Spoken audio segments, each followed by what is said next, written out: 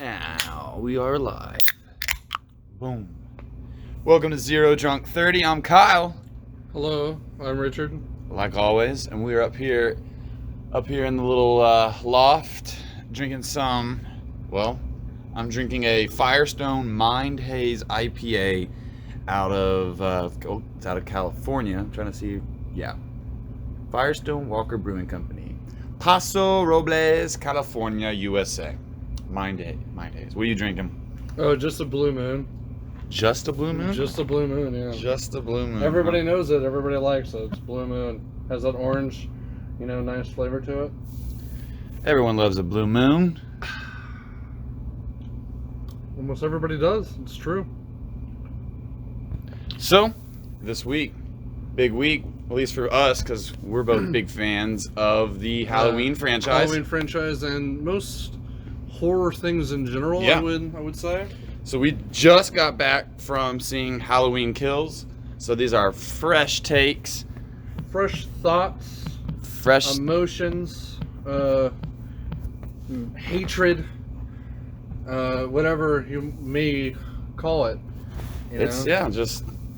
Oof. There's a lot to get into. But before we get into it, obviously, this is Zero Drunk 30, where we sit here and we're talking movies, we're talking movie news, we're talking about stuff. And we're doing all that, talking about stuff over some tasty drinks. Well, before we get to Halloween Kills, let's get to the news. What type of news do we have? Well, first thing I was going to go off of, let's go with Squid Game. You seen it yet? Yes. Have you seen Squid Game? I have seen every single episode of Squid Game. It's Netflix's biggest show ever. 100 million people have seen it. 111 million. 111? 111 million households have watched it. Yeah, I'm sure. So yeah. that's users and everything, over that many people watched it. And that's just fucking incredible to think of. That again, it's that thing last year. The fucking Tiger King. Yeah, Tiger King. Almost everybody watched that shit, and now you have this almost the same, not the same time because it was in the fall. That was in early April. Yeah. But this is the same type of shit. Everyone's focused on one thing. And it's Squid Game, and I'm surprised because I have not seen it. I probably should get over it, but I just have a hard time watching dub stuff. I'd probably would rather watch it in Japanese and read the subtitles. Or Korean. Yeah, Korean. or Korean. It's Korean. Yeah. And yeah. So that, but I'm surprised it took off like it did, considering that it is in a different language. Well, most people nowadays are really starting to realize how great the filmmaking is in other countries. For example, in 2018, Bong Joon-ho won for Parasite. Yeah.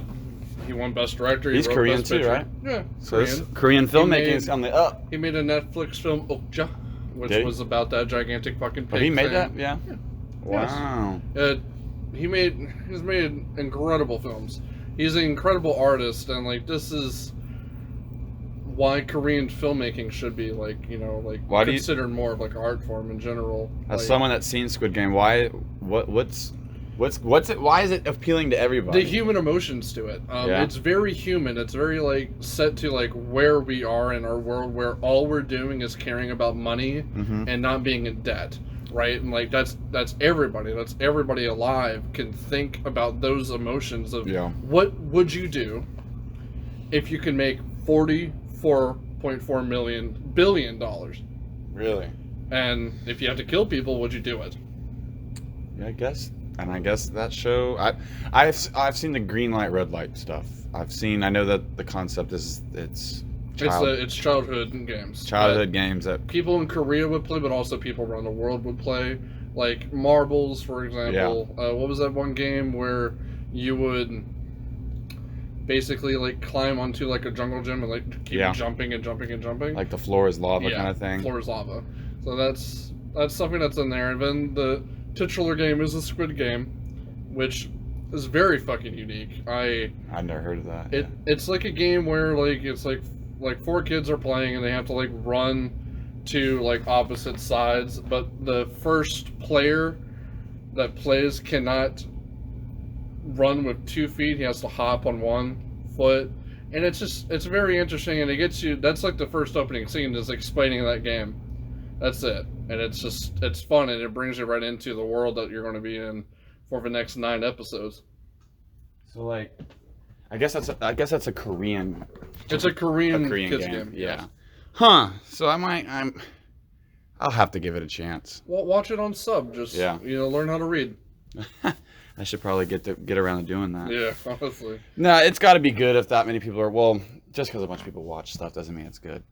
But if an extraordinary amount of people are watching one thing, that's saying something. Oh yeah, no, it's definitely piquing my interest because I'm like, what's this Squid Game stuff? And I've already heard that like people are dressing up like them for Halloween. Yeah, people are dressing up like that. They can't keep in white slip-on vans anymore. Like they're just selling off. The fucking Twitch streamers are doing a Squid Game type of event right now. Yeah, where it's all their famous, Chinese, Korean, Japanese people on Twitch are all getting together and doing a Squid Game. Really? Yeah, it's really interesting. Huh. I'll have to give it a shot. I'll give it a shot. What do I have on here next? We'll jump around something a little bit more more adult. A little bit more rated M. And that is the new Home Alone sequel that's coming out at the end of this year. Yeah. Well, it's not okay, so it's not a sequel. It's not I guess it's a reboot. Or I don't know what they're considering it because it's definitely takes place in the same universe. So they've released the trailer just a couple of days ago. And we're recording this on Thursday, October 14th. Yeah. So yeah, like on Monday, or Tuesday or something. I don't know. They have a new Home Alone on Disney Plus, and it is, I believe, I could be wrong. I should probably do more research. I think it is the kid from Jojo Rabbit is the one that is Home Alone. Okay. Okay, well that's interesting, but at the same time is Macaulay Culkin? Nope. Not in it. Not at all. But you would think they would make him in a dad. It takes place in the universe because the cop that responds to the call, the burglars coming in, is Buzz McAllister, his cousin. Remember? Was that his cousin or his brother? It was his brother. Or his brother, yeah, or whatever. The one with he has the ugly girlfriend though. Yeah. His Buzz. Yeah, but that was just the ugly girlfriend. And it's the same actor. It's the same actor. The ugly girlfriend was actually just a boy in yeah. makeup. Yeah. And it's the actor. It's the same guy. So it takes place in the same town. So it's just a reboot. Yeah. But Disney brought it out. Yeah. And yeah, it does not look good. Well, yeah, it's going to be a gimmick, of course. It would only be good if they tied it in where it's Kevin McAllister. He's grown up. He's now a dad. Yeah. Right. That would be the best thing that they can do. Which Macaulay Culkin wouldn't fucking do that ever. No. Probably not until he's actually in his 50s and stuff. He'll probably be like, all right, let's maybe. But that would be the only way that movie would have a saving grace because it would be like his son would be exactly like him, right? They just keep doing. They're never good as the originals. Well, you had that time period where you had Richie Rich was another, Macaulay Culkin movie. Then they did Richie Rich without Macaulay Culkin and another, and it's the same shit. Macaulay Culkin movies just kept on getting sequels, and he would never star back in them. Yeah. Besides Home Alone, then Home Alone 2. Yeah, and there's a bunch of shitty Home Alone sequels. Yeah, there's one with the guy from I think it might be actually 3. The guy that everyone loves from Third Rock from the Sun. John I can't Lithgow? remember. No, it's French Stewart. Yeah, it's French Stewart. Yeah, it's French Stewart. Yeah, no, I know. Yeah, and he plays Home Alone 3. But he's supposed to be playing, I think, Joe Pesci's character, or maybe again. Because then this would be if he's in this one. He's French Stewart. No, I don't know if there's any connections to what do they call Home Alone 3 or 4. They recasted the Joe Pesci character, and I'm forgetting the other guy's name. He's an actor. But they're the Wet Bandits. Yeah, and they're Sticky Wet Bandits. The Sticky Wet Bandits, and I know. I think in the 3rd or 4th when they recasted them, but it was a straight to DVD. Yeah, it was bullshit. it had to be the 3rd that French Stewart was part of. Yeah. Just bullshit. So yeah, they're going around fucking around with a classic. The first two Home Alone movies I love. I love them. They're a classic, and the second one you get a funny little cameo by Donald Trump, which is always down the hall and to the left. Down the hall and to the left. Yep. That's a good one. It's a funny one. I like the second one, even though it's just really just a copy of the first one set in a new location. Set in New York City, baby. I like the pigeon lady. Yeah, the pigeon She's lady. covered in pigeon shit. Covered in Probably pigeon she shit, had to have smelled so, bad. I mean, yeah. realistically, in real life, that person smells like shit. I mean, there's no way Good around fucking it. film, though. It's a good movie. It's a good film, yeah. It's what do you prefer, the first or the second one? I actually like the second one a lot. The second better. one's really good, and he's got the toy store. Yeah, exactly. The second one is very good. It's much better than it had any business being, because it really is just a copy of. Yeah, it's just a copy of the first one, but set in New York. And of course, you get the crazy hotel scenes with Rob Schneider and Tim Curry. Yeah.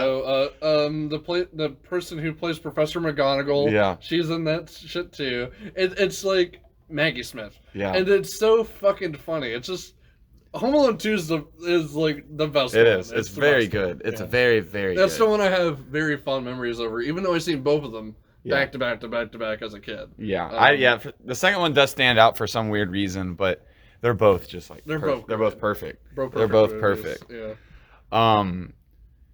So what else came out? Well, so Blumhouse has announced, or Jason Blum has teased, I guess we'll just segue into the next topic. He has teased more monster movies. So he's going to make, he has said that Lee Winnell is currently trying to write up a Wolfman script with Ryan Gosling attached to star. And he also says they're kicking around the tires on a Dracula movie. Do you remember the Wolfman movie that came out back in like with Benicio del Toro? Benicio del Toro, yeah. Yeah, and that was a Anthony Hopkins, right? And Anthony Hopkins. Yeah, that was a good little reboot. Did you like that? Yeah, it was a good little reboot. The special effects was fantastic in the movie. I have not seen that movie in a long time. I think I haven't either. It's called just the Wolfman. Yeah, it's just Wolfman. Yeah, I haven't either, but I remember it standing up. Yeah. To like, everyone's being like, oh, it's just a monster movie. I remember liking it, you know. I think. But if we're thinking about Jason Blumhouse as well, we have to mention the fact that we just saw the trailer for it, The Black Phone, with Ethan Hawke. Yep. And that's something that Ethan Hawke himself has like written. And it's and he's along with the same guy that made Sinister, so he's teamed back up with the same guy that made Sinister. Teamed back up with that guy, and Scott Derrickson. We saw the trailer today. Yeah, it was attached to. That was a good trailer. It got me wondering about the movie and got me excited to see it. No, and Ethan Hawke looks genuinely terrifying in that movie. He looks as that little magician. He looks like Michael Jackson. Yeah, it's very. He looked like Michael Jackson. You get a lot of Michael Jackson vibes from him. Yeah, which is odd because I like Michael Jackson, but like, I He's actually got this pasty white and like this. I'm going to say something that's controversial. I don't think he was a pedophile. No, at all. I don't think Michael Jackson was a pedophile. I just think he was a child. I think he was just a child in his head. Yeah. You know, and all that. But I don't think he ever tried to sleep with children. But besides that, him in his old age looked creepy as fuck. Oh, he like before he died. Not even in his old age. He was in fuel like right 50s. There.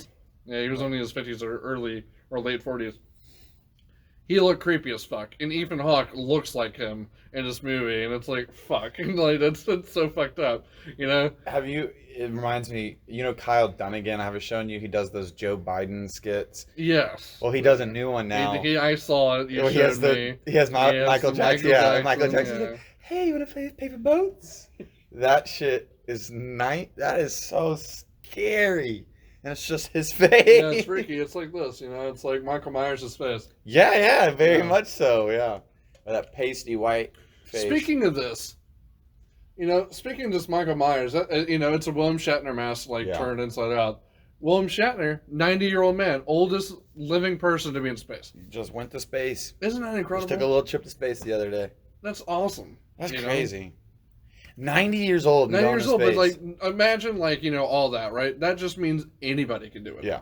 Right, and that's the goal of their project. Yeah. Is to allow whoever wants to. 90-year-old William Shatner that looks like he's still 70 years old. He looks young as shit, and if you heard him talk during the whole thing, he has all his marbles. Yeah, He's all there. Yeah, he's all there. You would have never. I mean, of course, I'm talking probably millions of dollars of plastic surgery and stuff. Yeah.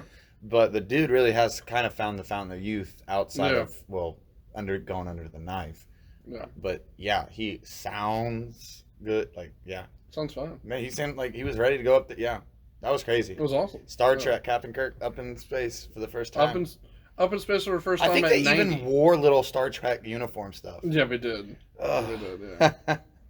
All right, well, we need to get Mark Hamill up there somehow, or James Earl Jones. Yeah. Just send him up there. Just get him up there. Or, no, actually, someone much better. Let's just send Hayden Christensen. Have you, that will stop the press. Have Oh, you God. Have you ever seen the full-blown edit of Tommy Wiseau in Star Wars? No. You haven't? Uh-uh.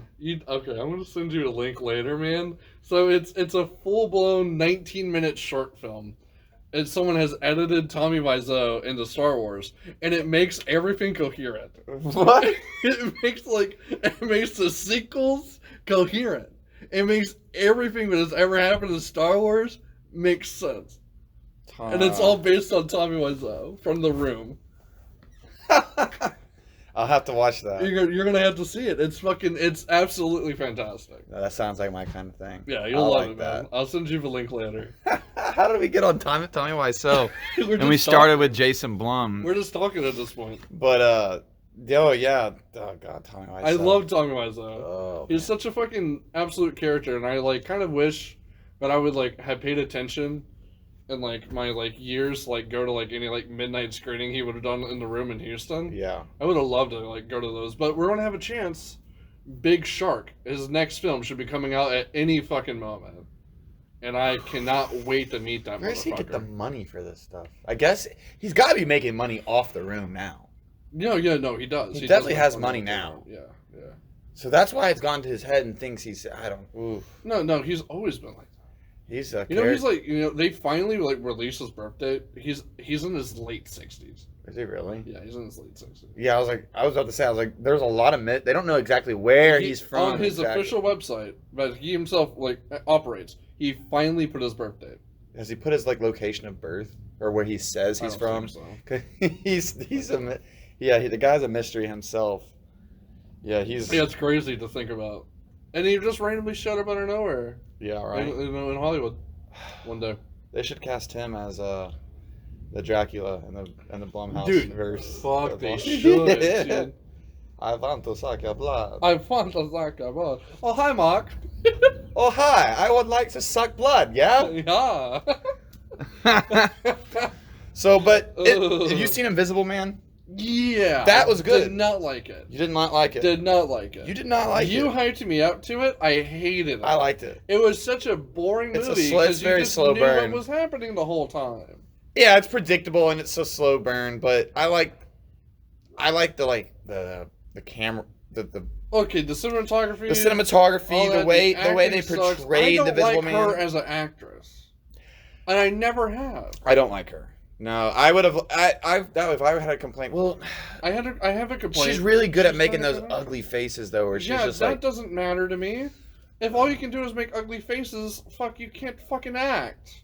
you know, where the first time I ever saw her movie I saw her in was Get Him to the Greek. Girl Interrupted. Get Him to the Greek when she's Jonah Hill's. That's a good one. And she's like That's just a good nurse, one. and I was like, saw that movie. I was like, oh god, she's got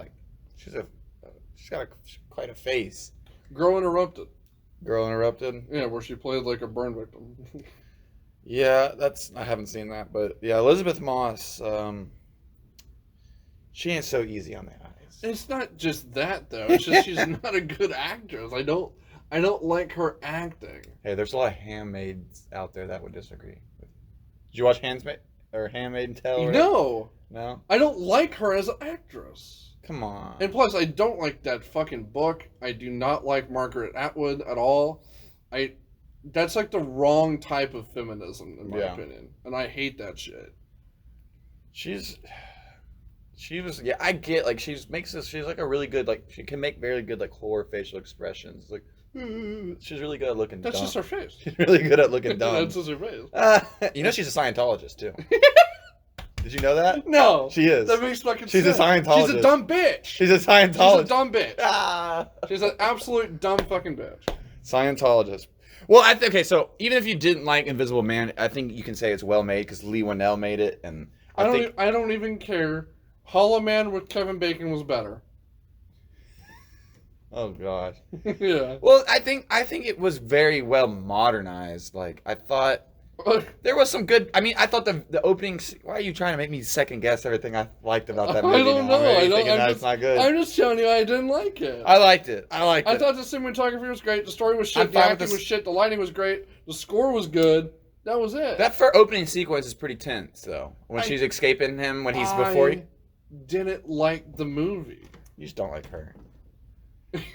So had they thrown in like I don't know names? It would have still been boring because it was still predictable. What if they put Anna Kendrick in there? It was super. What was that movie that we watched like over the summer and I predicted it? It was Jigsaw. It was Jigsaw. Yeah, I did that shit the first. Or no, minutes. Spiral. Sorry. No, Spiral. Yeah. Spiral. It was Spiral. I did that shit the first fucking 10 to 15 minutes. Hated the rest of the fucking film. Yeah, that movie pissed me off. Yeah, that's how I felt about Invisible Man. Well, it was made well enough. It was made. But you can say the same about Spiral. Spiral was a good movie, direction-wise, editing-wise, score-wise, but plot-wise. Plot-wise, shit. Acting. Chris Rock was the only good fucking person in it, even though he just acted his way into yelling. Yeah. You know, and then you have Invisible Man. I forgot about Spiral. I forgot about Spiral. Yeah, Spiral, man. The score was great. Editing was great. Cinematography, the lighting, all that shit was great. The direction was great. Plot-wise, it sucked. Acting, it sucked. Same two movies, just acting and plot. Well, people watched it enough that Blumhouse is going to make more. But I think I'm fine with Lee Winnell making more movies. Like, you know, he's not a bad actor. What else bad has director. he done? Saw. He wrote Saw. He also wrote. I think he made. He's in Insidious. I think he helped. He's helped. I'm drawing a blank because it's. He was the guy that was locked up in the tub in Saw. He's in Saw. He's in Saw. He wrote Saw. I'm pretty sure he helped write. I know he's in stars in Insidious. I know he's wrote. There's like Easter eggs in Invisible Man that relate to Saw too. Yeah. I remember that being a thing. And he's made one. Yeah, he's directed Upgrade.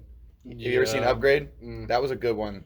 So the guy's got he's got acting chops. He's got directing chops, regardless of Invisible Man. But I'm anxious to see Wolfman. I guess I'm not anxious to see another goddamn Dracula though, because how many times are they gonna make Dracula? We're gonna had that Dracula Untold. Never watched it. Looked like shit. Yeah, it was shit. The best Dracula movie is Van Helsing. Hugh Jackman. Yeah. Hugh Jackman, Kate Beckinsale. I think it's Kate Beckinsale. I'm pretty sure it is. Just overall, great fucking movie. Van Helsing, like. Been a long time since I've seen. I'm gonna go home and watch it. That's all. I'm thinking about it now, and I'm like, that's a great Halloween film. I haven't seen that in a long time, to the point that I can only remember what he looks like and Hugh Jackman, but I can't remember any plot. I can't remember any plot points right now. There's a video game too. Was there? Yeah. A Van Helsing video game? A Van Helsing video game. I vaguely remember seeing that like Blockbuster or some bullshit like that. It's fucking cool. I mean, it's there. Yeah, man. It's a good like because it's just an action film, right? Yeah. It's not like exploring anything. Well, it kind of does. It actually gets really into like the lore of like Wolfman, Dracula, and Frankenstein and shit like that. It's fucking. It combines those three. It's Dr. Jekyll and Mr. Hyde are in the very beginning as well. Yeah, are they? Yeah, I did not know that. That's awesome. I don't remember anything about that. That just reminded me of another great fucking movie. The League of Extraordinary Gentlemen. I almost interjected and said, you know, for some reason you reminded me of that because they're in that. Yeah. That's a good movie. It's a good one. That has Invisible Man too. Yeah, he is. Yeah. God, that's a good movie. That's a good fucking film. That's one of Sean Connery's last live it might be films. His last. It's not his last. It's his last live action, I think. Yeah, you think of voices. But he's done voices. I think he did a voice of like a James Bond thing, or I don't know. He did a voice of like a little cartoon dragon. I'm pretty sure for like that's his last credit. It's like his grandchildren. Yeah. So they can have. Ugh, hear him and something. You know, we should have talked about they didn't do it because he's already dead, but they tried to get him Inspector. Who? They tried to get Sean Connery Inspector. Sean Connery died. He was still alive when Inspector came out. They had plans. They wanted him a cameo in it, When and did he turned it die? down. You know who else who hasn't I been think in it was movies in last forever, year. and he's gonna die before he gets into another movie, and I would love to see him in one more movie? What? It's Jack Nicholson. Nobody wants Jack. They say that he's like lost his marbles and can't Yeah. remember scripts. Yeah. But Well, you know, you see that fucking famous picture of him, like, every single fucking other moment on Reddit, where he's, like, spilled chili, like, out, like a basketball game. Like, he's done. It's going to go down as his last movie, and I can't remember the name of it, but it's him, Paul Rudd, Reese Witherspoon, and Owen Wilson. It's like, that's going to be Jack Nicholson's last movie? Yikes. Oh, He's left behind a legendary... he doesn't need to make another movie, for doesn't sure. need to. He doesn't have to do anything. Just like Sean Connery didn't have to do it. Yeah. I mean, he definitely can't now, but... Yeah. Yeah. I forgot he died. Yeah, he died earlier this year, I thought. I thought it was earlier last year. Oh, shit. I thought it was like an early 2020 death. Like before COVID. 2020 and 2021 have blended into I'm one pretty big sure long it was year. like one of those deaths, but like he died and everyone was like, "Oh shit, was it COVID?" It was just him. Yeah, he was died. just old age. Yeah. it was old. But we had a lot of deaths like that last year. Yeah. You know, like everyone was like, "Oh shit, was it COVID? Did COVID get them?" But no, they're old. No, They're old it wasn't. fuckers. No. Yeah. All right, what do we got next on the list? Oh, I wanted to talk about this today. I guess we'll put these two together. So this morning I watched the first episode to the Chucky series. Mm-hmm. It's on the Sci-Fi and USA Network, and just little tip for everyone: I watched it on YouTube. The first episode's on YouTube. Like fully. Yeah, the full All right. 55-minute episode's on YouTube. Okay. It's cool because I just want to talk about Child's Play because, well, I watched it. But so what? 2 years ago, they made the reboot with Aubrey Plaza with Mark Hamill voicing Chucky, yeah. and it was like it was good. It wasn't a bad. See, movie. this is where it was just. thought it was like- better than Invisible Man. A little bit, yeah. I like Chucky, and I like Mark Hamill, and I like Aubrey Plaza. I think he did it. Yeah, it was just about cyber manipulation. It wasn't about Chucky as a. It wasn't about Chucky being a serial killer, right? Yeah. With like Brad Dourif voicing, you know, that's the bad thing. You didn't have Brad Dourif really playing Chucky. Charles Lee Ray. And I hear they're exploring Charles Lee Ray and Chucky. So I won't give like too much spoilers because I want you to watch it, and everyone else probably hasn't seen it yet because the episode just came out on the 12th, so like 2 days ago, but it pulls in. It's a good. So that let me gather my thoughts. Oh, all right, go ahead. So talking about the old reboot, I'm surprised that that reboot like 2-3 years ago got made because Don Mancini, whatever you pronounce it, he was like vehemently against that because I think he didn't have the rights to Child's Play, but he has the rights to keep making his stuff. And so it's like he's like, he had just made Cult of Chucky. Yes. And then he's like, and I'm turning it and I'm going to make a TV show. And they're like, well, we're going to make a movie. Yeah. And they're like, well, it has nothing to do with it. But so it's like these two Chucky movies Chucky properties being made at the same time. And so the reason it wasn't, I was kind of like bitter because it wasn't attached to like lore and everything that's already happened. It's not attached to the lore. It was original. Cool, it was cool. And he kind of, he controlled the technology, but I don't know. I could be fine. Yeah, Aubrey Plaza's cool. She's great. I mean, the cast was cool. Mark Hamill was It was good, but it was just, it was what it was. Yeah. But I like the backstory. I like the seed of Chucky. I like the cult. I like the son of the Bride of Chucky. The Bride of Chucky. Yeah. Like those movies are great. Jennifer Tilly, she gets introduced in that fucking movie. And it goes from and she just rode the roller coaster that is Chucky, and it is a roller coaster because it starts off as like really just a slasher. Well, 80s. That's the thing, though. It's a slasher 80s film. And then it turns into... supernatural. It's a supernatural slasher 80s film because Charles Lee Ray, a fucking serial killer, injects himself into a fucking... He, possesses himself into a doll. Mm-hmm. And that doll, for whatever reason, for the first, I think it's 3 movies, chases after this kid named Andy. Yeah. Just chases after this motherfucking kid. He's like, fuck this kid. I fucking hate this fucking kid. I think I watched the third. The third one is like a military. Yeah, boot that's camp. I watched it, and Yeah. I watched. There's like a little black kid in it. And he like gets the doll. Oh god, that kid starts so much shit. Yeah, he in that movie. so much shit in that. And so yeah, I watched that the other one on because I just leave it on AMC channel during October because they have the Fear Fest and there's always good shit on. So I was watching that and then I saw that the episode was on there. So the series does a good job of pulling in, like, I feel like Chucky, Child's Play, or whatever. Chucky has eras. Like, it had the first like 3 movies. And the first 3 movies are like classic slasher films, but then they do have some comedy in them, right? And then you get into like just the movies that are just batshit crazy, where he. And then you get into Bride and Chucky. And Bride and Chucky sends everything off the fucking rails. Yeah. You have 2 dolls fucking in that movie. Yeah. It's fucking hilarious. Then you have Jennifer Tilly as herself. Yeah, as herself. Well, no. Bride and Chucky isn't herself. Yeah. It's not Jennifer Tilly.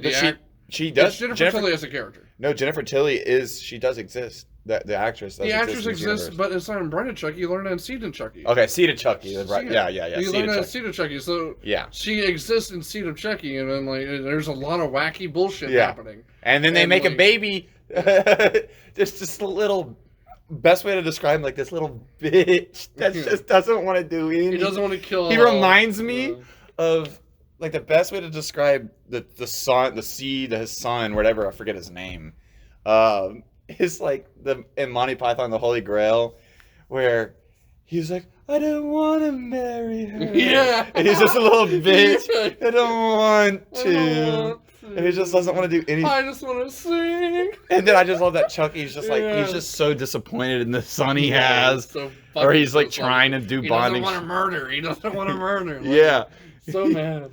And then, so yeah, that shit gets just so wacky. And then I think they've made Cult of Chucky. Yeah. Which I've seen. I don't remember a whole lot. It takes place in a sane asylum, but they bring Andy back in. Yeah. And so now they've got this show is kind of tying all this together because, so yeah, get back to the present Chucky timeline is this 14-year-old, very introverted kid who likes to make this kind of weird art out of dolls that he salvages and stuff. He's also questioning his sexuality, and then you realize he's gay and he's bullied because he's gay and all this stuff, which the Don Mancini says it's like very autobiographical. Because Don Mancini and then gay, so then this show is kind of tying. It's gonna pull in Jennifer Tilly. It's bringing back Andy, which, fun fact, you realize it's been the same actor since the child. Like it's the same child actor from the first original ones. And it's also bringing back the girl from Cult of Chucky who's got some kind of possessed thing going on right now. And it's starting to give some backstory to Charles Lee Ray. That's awesome. So that's fantastic. I definitely recommended it. It was way better than I thought it was going to be. It's just the first episode. Do you ever seen the movie Idle Hands with Seth Green? Mm-hmm. The zombie thing? Yeah. You know who Devin Sawa is? He was like a 90s kind of like in those kind of movies with Seth Green. Well, he plays like the dad in this, and he plays like a dual role kind of thing. Okay. So it's a good show. Highly recommended it. It was like an under the radar thing, and I've really liked it. And this leads us into the other thing I can't believe we're talking about the Sci-Fi fucking channel, but the Sci-Fi channel also is making a Day of the Dead series that premieres like within the day, if not tomorrow. See, I've been thinking about that. So and they're pulling the whole like the continuation of George Romero's vision, or like honoring him. So they're holding it to him. So it's George Romero, but not because he's dead. He's dead. It's did they pull in Tom Savini? You know, I don't. You don't know? I don't I'm gonna have to so. Look that up because he's the original makeup artist. Yeah. He's the reason why we have so many good kills in like horror history too. So. You watch Dead Meat, and like the amount of times that they're like, who else other than Tom Savini? Yeah, exactly. And I'm pretty sure he did Walking Dead stuff too. Yeah, he did some. He does so much. He has his own school. You know, he's acts the man. From Dusk Till Dawn. From Dusk Till He's Dawn. in it. Yeah. He's literally the horror man. Yeah. That's him. Yeah, he's fucking wonderful. He has his hands in everything. So I hope whenever I look it up later, yeah. I hope to see his name attached. Because that would be just like something like. I have the ability. Do I have the ability to look this up right now? No, I want to know. Don't look it up now. Screw it. Yeah. Whatever. But yeah. So Day of the Dead series. I won't sit here and say I know a whole lot about the of the Dead series. I know a lot about Shaun of the Dead, but that's perfect. That's a perfect film. Yeah. You can't recreate. Shaun of the Dead is great. That is a perfect film. Yeah. I love that movie. I've seen Day of the Dead. I've seen every single one. Yeah. What was the first one? Including the one with John Leguizamo. Oh no. He's in one, I'm pretty sure. Yeah, and then Zack Snyder made a remake of one. No, he didn't make a remake. Yeah, he did. He did Land of the Dead, or he did a continuation of. He did do a remake. He did Day of the Dead, and then he decided to do Army of the Dead lately. He did do a remake. That was the one that did. That was a mall. That was a mall one. Yeah. Which is everyone considers. I forgot Zack Snyder. That was like his first thing. I forgot he did a fucking reboot of that. Yeah. God damn. It's crazy. It is. Yeah. There's just so many of the Dead. That was like a 2000s era movie. That was the same time around when Tim Burton redid Planet of the Apes. Yeah. The same time Tim Burton was doing Planet of the Apes. Zack Snyder fucking that shit up. Zack Snyder was doing Do you like Tim Burton's Planet of the Apes? Yeah, I do. I think it's a good one. Dude, I loved it as a kid. I still loved it as a kid. I still like it. I think the originals are great. Yeah. I watch all the originals. Fucking seeing Charles Heston in the first one is fantastic. They're so good. They're so damn good. And I remember... You maniacs! I remember stealing... I guess I thought I was stealing it, but hindsight, I guess I wasn't stealing it. My grandpa had this big old case of DVDs, and I took that one. I remember him asking, "You see my Planet of the Apes?" And I had it. And then, looking back now, though, I might have stolen it, but I think I could. All I could have done is just ask him for it, and I think he would have given it to me, or let me borrow it. But yeah, I stole that shit, and but now looking back, comparing it to what Dawn of the Planet of the Apes and what Andy Serkis did, and what the guy that's making the new Batman is doing now. I forget his name. Matt Reeves. Yes. What he's done with the franchise. Yeah. God, I don't like the Tim Burton one as much as I used to. But I like Tim Burton because he's, again, I want to mention it when I'm staring right at his face. They all have Michael Jackson face again. Yeah. And that's the funniest fucking shit. Yeah. They all have fucking Michael Jackson face, and that's what I liked about. I like Tim Burton's ending because it ends with a fucking ape as Lincoln. Abe Lincoln. Ape Lincoln. And Mark Wahlberg. Ape Lincoln. Marky Mark. Yeah, Ape Lincoln. Ape Lincoln. Ape Lincoln. It's the fucking funniest goddamn fucking movie I can think of. Yeah, I need to rewatch that movie. We need to do a whole series just watching really, just reboots.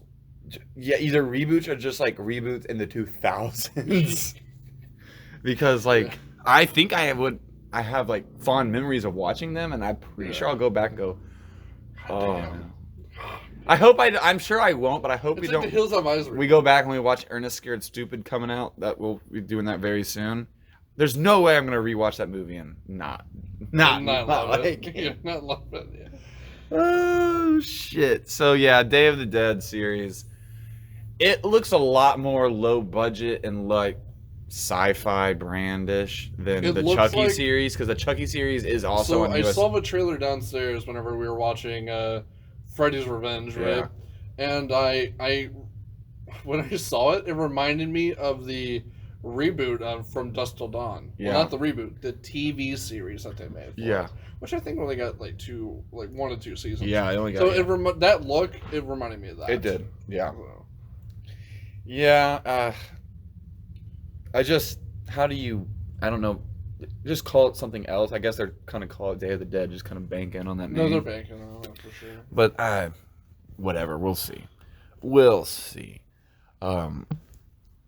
So then, I'll briefly just talk about. We'll probably talk about this more on our next episode because it would have happened. But in the next couple of days, we're gonna get DC Fandom, And we're gonna get a lot of new stuff on the new Batman movie and the new just everything DC. I want to throw it out there. It hasn't happened yet, but it hasn't happened yet. So I just thinking it's gonna come up. So I guess they're gonna show more Batman stuff, Robert Pattinson Batman stuff, and I'm always for that. So I'm excited to see that. Okay. You're gonna get The Rock's Black Adam. Then you're gonna see some more just probably HBO Max bullshit. Are we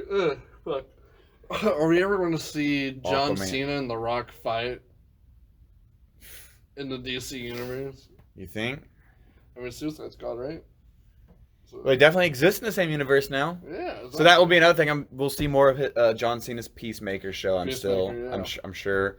The Rock's finished filming Black Adam, which confuses me as how that's even getting made. I didn't know that Black Adam was some character that people demanded to get made into a film. Oh, He's like Shazam's villain, but somehow he's getting his own movie. I'm sure they'll show more about the Shazam too. Did you ever see Shazam, the first one, with Zachary Levi? I skipped it. It's good. It's good. It's better. There's only one true Shazam in my heart. Oh yeah. Shaquille O'Neal, baby. Kazam. That was Kazam. Because yeah. no, it's funny. I say It that. was Kazam, No, yeah. no. That is like what do they call it? The Nelson Mandela effect. The Yeah, Mandela it effect. is, it is. Everyone thinks. Is that Kazam? I think it is Kazam. Definitely is Kazam. But yeah. I have thought that There's everyone only one- thinks that it's on. There's only it's, one Shazam for me still. It's still Shaquille O'Neal. It's still Shaquille O'Neal. I don't. Yeah, let's just go back. But they Kazam. That's seriously Kazam. I don't. Yeah. We're not. It had to be Shazam though, in like one point in time. Everyone thinks it is Shazam, but it actually is like Kazam or. No, I'm saying at one point in the script, it was Shazam probably, and then they're Yeah. like, "Fuck, he's Yeah, black." like Shaquille O'Neal. Yeah. You know, he's like officially retired from like Hollywood. Oh, what, Shaquille O'Neal? Yeah, he's actually stated that. He's like, "Yeah, I'm officially retired from Hollywood." Until Adam Sandler asked him to get in Grown Ups 3. And then he'd be like, oh, right, when the fine. fuck is that gonna happen? It'll happen one day, I bet. It'll happen. Someone will give him a... I actually rewatched Grown Ups the other day, Yeah. and I was like, "This is still a perfect movie." Grown Ups 1 is very good. It's such a. It's really. very- It's a good. It's one of those movies that, like, It's I funny as get shit. why people might shit on Adam Sandler. I But don't. you get can't that. shit on Adam... And I'm a big Adam Sandler fan, so Yeah, I same. won't shit on Yeah. him. Yeah. But... I don't think you can shit on a man who makes movies with his best friends. Yeah. Cause like at this, he'll just look at you and be like, "Are you having fun?" You just have to go into his movies realizing that It's just gonna be. A Netflix fun has time. given him, or this studio has given him so much money that literally, I think, like, to just go out, go to a cool location, and hang out with your friends, and while you're there, make a movie. Yeah, exactly.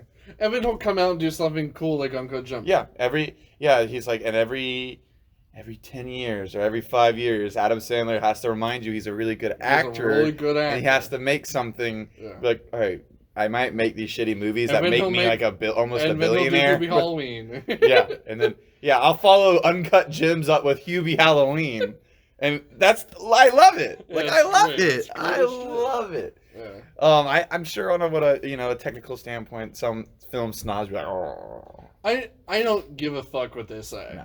If you're making like I just said before, if you're making films with your best friends, you're living the dream. oh yeah, Adam you're Sandler living is the living the fucking dream.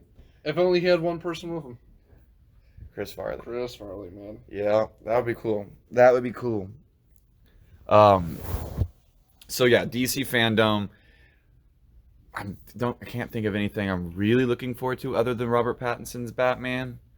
So yeah, I don't care. yeah. So we'll Yeah. probably we'll just see what comes out of that, and we'll talk about it when it gets there. And then our last thing before we get into the main event is the Scream trailer, the new Scream movie. I'm Sidney Prescott. Of course I have a gun. That's it. We're done talking. No, seriously. That's it. I'm Sidney Prescott. Of course I have a gun. That's all the discussion you need. Yeah. That's one line. It's the shittiest fucking line that they can fucking think of. And so the movie's going to be absolute garbage. You think it's gonna be bad? It has the one kid from 13 Reasons Why. Every single movie he's been in has been shit. Besides maybe Perks of Being a Wallflower. Even though that's like the most depressing fucking film you can watch. I think so. The people that are making it are the same people that made the movie Ready or Not, that I have not seen, but it gets good reviews and people say it's a good movie. Some people have high hopes for this. I know one of the people that we follow closely or we like a lot, and I'm not afraid to give shout outs to other YouTube channels we watch, is Red Letter Media. And I follow Jay Bauman on Twitter. And his take was on this. And I'm not a big Scream aficionado. I like Scream and I understand. I know the stories. I have not seen Scream 4. I have seen Scream 1 and 2. I watched the TV show even. I know the story. I didn't see the TV show. Yeah, I've seen everything. I didn't see that. Definitely haven't seen Scream 4, but I get it, the basics behind it, and I know the beats and stuff. But he says, like, this movie seems like it gets Sidney Prescott really well, and she's... It might. Because the fourth one was this, oh no, Emma Roberts going to kill me. Yeah. I don't know. I don't even know...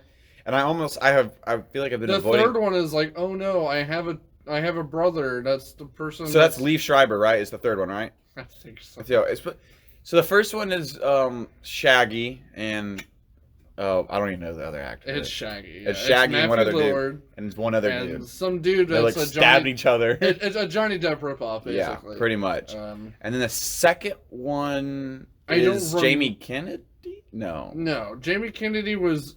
in Scream. Yeah, no, he's in Scream, but who's behind the mask? I don't remember who's behind the mask in them. I don't remember it either. All I remember is Matthew Lillard. I don't ever remember the villain. It's just Ghostface. Yeah. It's just Ghostface. Yeah, and it always... But the third one I remember because it's like, our mom. Yeah. Like, it's like, oh shit, you're my brother, and like, she kills him. Yeah. Yeah, no, I've... And then in the fourth one, it's like, you're my niece, and it's like, oh... Yeah. I appreciate the franchise, and I like its tongue-in-cheek, and I like how it pays respects to the horror genre. Yeah. And Wes Craven was cool. Like, I mean, in Craven fact, in the first one, it's so many... They talk about Halloween so much in it. Yeah. They even play the theme in certain scenes. Yeah. Because him and John Carpenter were like head and head for like most of like. And so and so I'm fine with it. I've always been a Halloween guy. Yeah. I've loved Halloween. To me, that's the best slasher. That's the best horror franchise. I love Halloween so damn much. So I don't know, and then I think it would go Halloween. Then I would go Texas Chainsaw Massacre for me. Then Friday the 13th. Then Nightmare on Elm. I like the Texas Chainsaw series. I don't know. It's got a special place in my heart. That's odd because I only really like Texas Chainsaw Massacre. Yeah. I mean, I'll even watch the shitty Jessica Biel. I don't know. It might be a nostalgia thing. It has to be for you. I think. It most likely is. For me, maybe I just like the idea of Leatherface. I think he's a cool character. He's definitely a cool character. Yeah, definitely a cool he's character. A cool character. If it was me, goddamn, it would definitely be Nightmare on Elm Street. It'll be Freddy Krueger. That's your first? That was my first. Friday the 13th. Halloween. Chucky, Leatherface. Okay, so yeah, we're throwing Chucky in there. I'm definitely going Halloween, Texas Chainsaw Massacre, Friday the 13th, Chucky, Nightmare. And it's just because there's just a lot of Nightmare on Elm Street movies I haven't seen or sat down and really watched. I caught a glimpse of The Dream Warriors today. I don't think I've seen that one before. That's a good one. Where they start using the Dreamland against him and stuff. Yeah, that's the one where like Freddy turns into the Freddy, but everybody knows. Yeah, like that's the one that he's pulling the one-liners for the first time, right? He's doing it. He's becoming Freddy. Robert Englund is finally becoming Freddy, but you would know until it ends. Yeah, and, it's that movie. Yeah, and then we watched the second one before. Yeah, we watched Freddy's Revenge, which Loki is Freddy's gay revenge. It's really like it's really about the main character coming out. Yeah, that's actually what it is about. Like the screenwriter has gone on saying it. Robert Englund, who played Freddy, is going on to saying it. The actor is going on to saying it. I think the actor in real life is gay. He's gay, yeah. He's gay.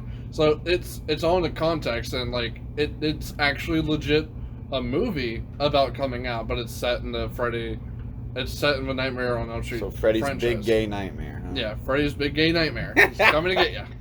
He's coming to get out of here. And there's like, because it kind of reverses all the tropes of horror movies. You see nothing but like he's the titties and ass. Yeah, he's the final first girl boy. Yeah, he's the first and only male scream queen. Yeah, really is, because there's not a lot. There's no boobs and stuff in that. It's just a lot of shirtless men. Shirtless men. Little shorts. In that little movie. shorts. Yeah, and him screaming at the top of his lungs. And you have the like archetypal coach, right? Who he meets at a BDSM club. Like it's Don's place, right? Yeah. He meets him at a BDSM club, and of course he takes him back to the showers. Okay, like what back in the 50s, it would be like big men fucking like like quick boys, right? So like it'll be big men fucking quick boys. So and that's you have a reversal because now it's like him hunting the coach. Yeah. Because the coach dies. Yeah. So we don't need to get into that. Nightmare on Elm Street 2, Freddy's big gay nightmare. Nightmare on Elm Street 2, Freddy's big gay revenge. Yeah, big gay revenge. Well, that leads us perfectly into this next. No, I'm just kidding. So yeah, let's get on to the main event. Halloween Kills. For me, he's the main guy. He is horror for me. He is the main horror person. Michael Myers. For me, he's just William Shatner. I love Halloween. I love the character of Michael Myers. I think he's so cool because I just like the way he moves. He walks. The way he walks. That's it. He walks. He walks at just this consistent little pace. His arms are. Everything, and then he walks like you would think, like like if you remember like the Bigfoot shit, you like. Yeah, he just. But yeah, he doesn't. He doesn't just. I mean, he does just walk, but he has a walk to him. Yeah. He has a Michael Myers walk. He has a way he stabs. I was watching. So we were sitting there in the theater, and it was at the end. We're not going to get into the end right now, but I'm just going to say it. He's like walking in like the alleyway, and the first thing that came to my head because it like showed his feet, I was thinking to myself, baby steps up into the alleyway. I was thinking of Bill Murray fucking What About Bob? Baby steps.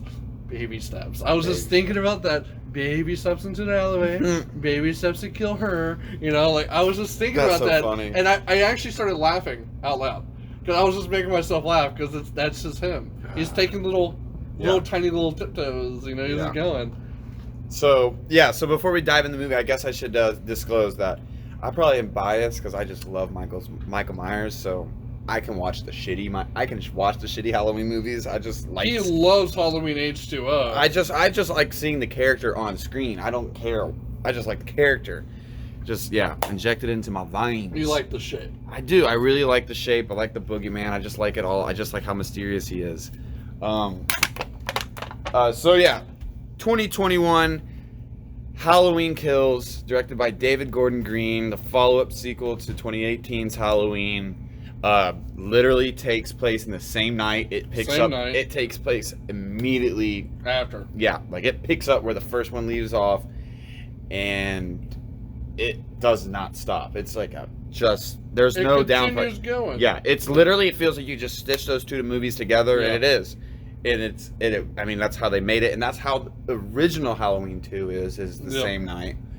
And it's in the hospital, which is also a big set piece on this. But where do we start? So what? The movie's really about the community of Haddonfield coming together to say, "Yo, let's fuck this dude up." Before that, though, I kind of want to talk about the flashbacks. No, I want to talk about the main thing that I loved throughout the whole thing, and that was John Carpenter's score. He's always the best. He did the score again, just like he's always done. Yeah. Every single movie you see by him, he does the score for it. Yeah. Because he's an artist. He's a musical artist. He's almost a musical artist first, then movie director. In his mind, he is. Or just just in general, An artist. he's an artist. Mhm. He's just he's artistic as fuck. He's wonderful and fantastic, and that's what you get in this movie. Is you hear the synthesis. God, you hear the synthesis, man. You hear it all. You hear you're brought back into '78. Give John Carpenter a synthesizer, and he'll make some crazy cool shit. Yeah, that's it. And he makes great, and that's all he does now is just go on concerts and makes music with the synthesizer. Yeah. And he's wonderful at it. And so so the movie opens up right away, right where it's at. In 1978. Well, you see her asshole boyfriend come across the cop. Oh, the cop. Hawkins, one of the first movies that you get almost a twist from the get-go. Yeah. Because I was big on not seeing the trailers to this movie because everyone was saying it's spoiler filled, and I did watch one of them. I was like, oh shit, that's showing a lot. And there's a lot of stuff that I assumed, but there's a lot of characters. There's characters in this movie that they never showed in the trailer. Yeah. So the cop. I think Hawkins. The main guy from the first one that had the first movie just been its own standoff, for all intents and purposes, every thought dies. Yeah. Gets stabbed by Dr. Sartain because he's just a weirdo that wants to get Michael from point A to point B and get in his mind. So from the get-go, you realize he survives. He survives. So that's your first little twist, and then it jumps straight into a flashback sequence, and this is all pre-credit sequence. Yep. 1978 takes you straight back into the original Halloween. I thought they did a really good job of capturing that feel. Like what it looked like. Yeah, I thought Michael really looked like it. And the mask is a little different. It looks like they got the mask they have now and then they cleaned it up. Yeah, cleaned it up. But it looks, because that's the big question about how this new, because there's like 5 different timelines with Halloween now. But in this timeline, when Michael got up from the original, from the yard, he was caught, 20, 30 minutes later. Yes. And so that was like, oh, how'd that happen? So that answers that question. You see. Well, he was caught, but, but kind of was just like, I accomplished what I did what I did. Yeah, I did what I did. And so you get this really cool sequence, which I knew that there was flashbacks in this movie. I didn't know that it was going to be so heavy on flashbacks. Yeah. Not necessarily complaining, but really cool of just setting it up. Making new lore. Yeah. Right? Setting up the new lore to be like, what happened to Michael whenever he landed on his back and then just got up. Yeah, and then how he got chased down this little alleyway. But that was all set up to the final act of the film, though. Yeah. That was a setup, like, what he would do, right? It was like, oh... Yeah. He goes home. Yeah. He goes home. And so you get that. And so then, of course, you get the always great credit sequence. And so, I know. Yeah, you get, and at this one, it's got like a choir with it, kind of with it. It has a choir with it. And instead of the pumpkin, molding and, aging and degrading, there's more. Burnt. But there's more burning. Yeah, there's burns. Always there's more popping up and burning and burning and burning. Which is awesome. So this that resembles almost where he came out of the movie. The movie kind of starts with him coming out of a fire. Yeah, but not only just that, I would like to go back and count all the pumpkins because it seems like those are the amount of people that it killed almost. Yeah, because in this movie, a lot of people die. That's the one thing. That's the one thing about this movie, and David Gordon Green hyped it up, and he was right. This movie is very heavy on the body count. Yeah. It's very high body count. Dead Meat's going to have a fun time with this one. Dead Meat will. Sorry, I'm trying to pick up some beer cans. No, they said this was going to be a bloodbath. Yeah. You're going to see Michael pretty much just kicking ass and taking names. Yeah. The movie really is just Michael cruising through Haddonfield and just living, he's just really in his element. He's just it's like the first movie of this new trilogy. It was like him just getting started. Yeah. And this one, we see Michael doing shit that you never really see him do because at the end of the first one, you see him, he's stuck in that fire and he's whatever. And then you see how he gets out and then you see how he kind of just fucking takes down this crew of firefighters. He takes down the first responders. He just takes them down. And he does, and he kind of has a little bit of they say very good in the movie. He's got the mind of a man, the the body of a man, but the mind of an animal kind of thing. Yeah. Well, he's a 6-year-old with a mind of an animal. Yeah. But in a man's body. Yeah.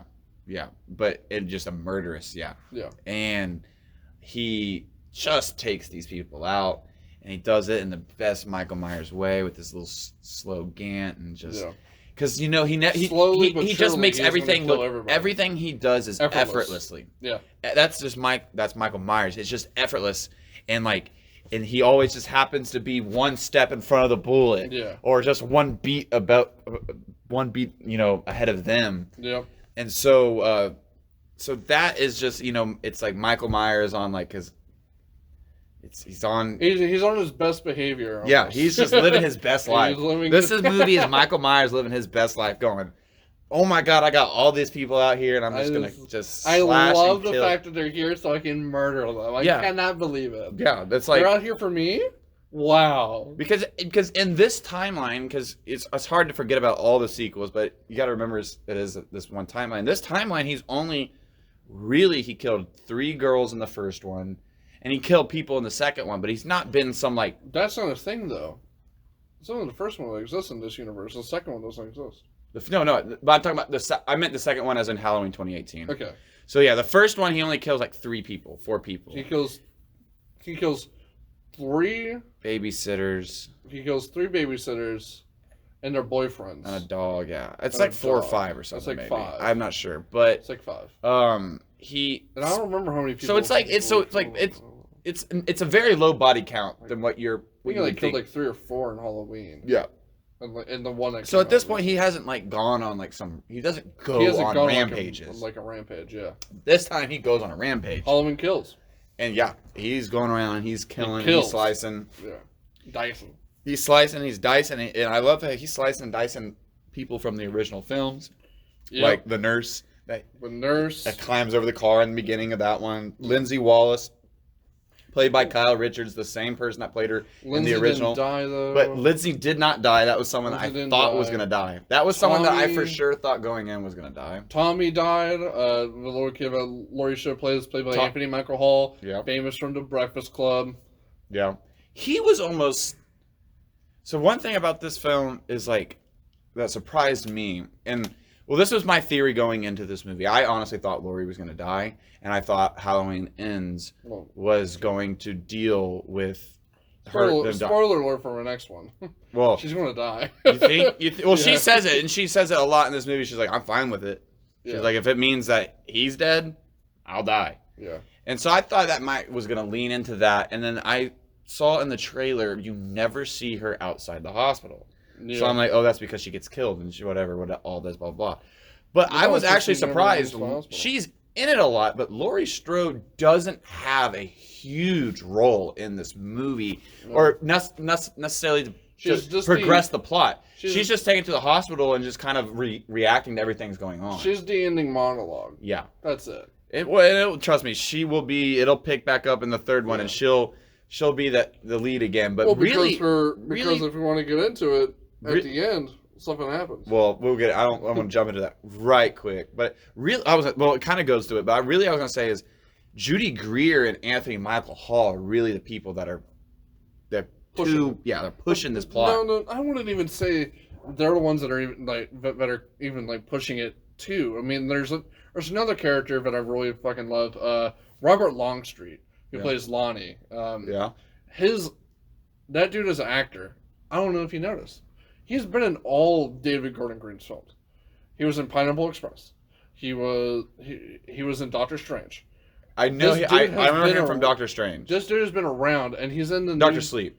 Doctor Sleep. Doctor Sleep. Oh shit. Doctor Sleep. Anyway. Doctor Sleep. Same title. Yeah. But he's also in the new Netflix series Midnight Mass. Yes. He's also in Haunting of Hill House.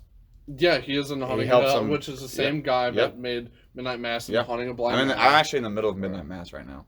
Are you liking it so far? I like it a lot. It's a good one. I would say in the middle. I'm on the second episode, but I like it. No, but that guy that plays the priest is something's a little creepy about him. I don't know anything. That actor is fucking fantastic.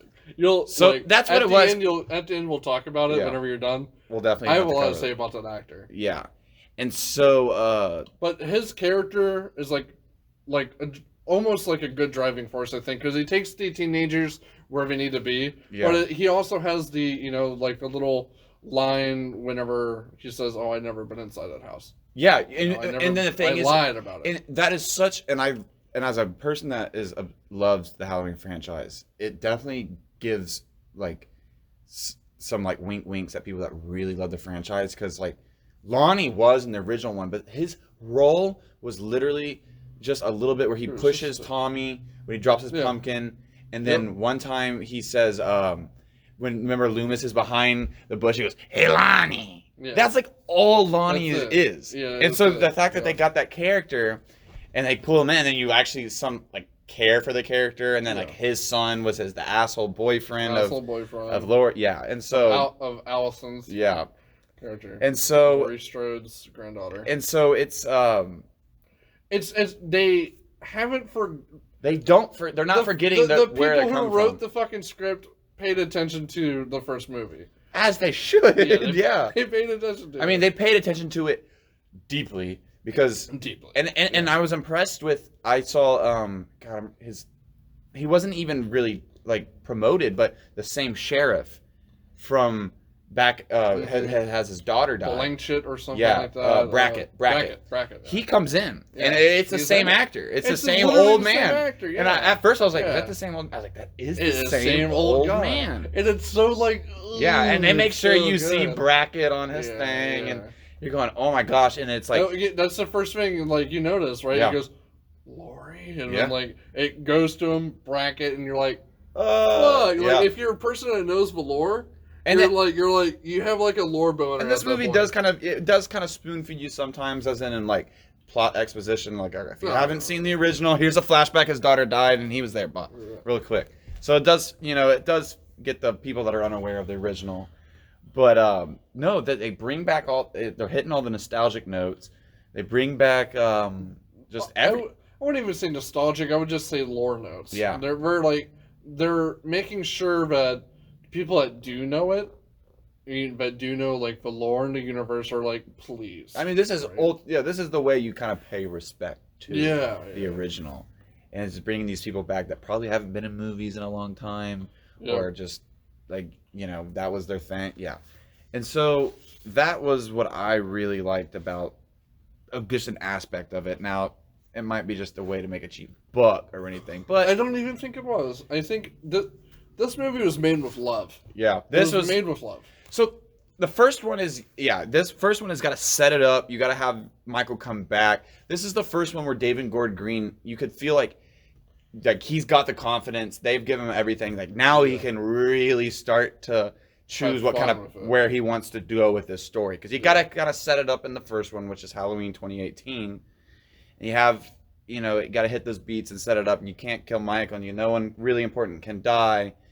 But then now this one, he can kind of be like, now these last two movies, I can kind of go where the hell I want. Now it's my decision where it goes. And that he just like, I wouldn't say it necessarily better than the 2018. I'd say it's on par in terms of straight gore. Yeah. Better. Oh yeah. Oh, in terms of gore and wanting to go see kills and body counts, better.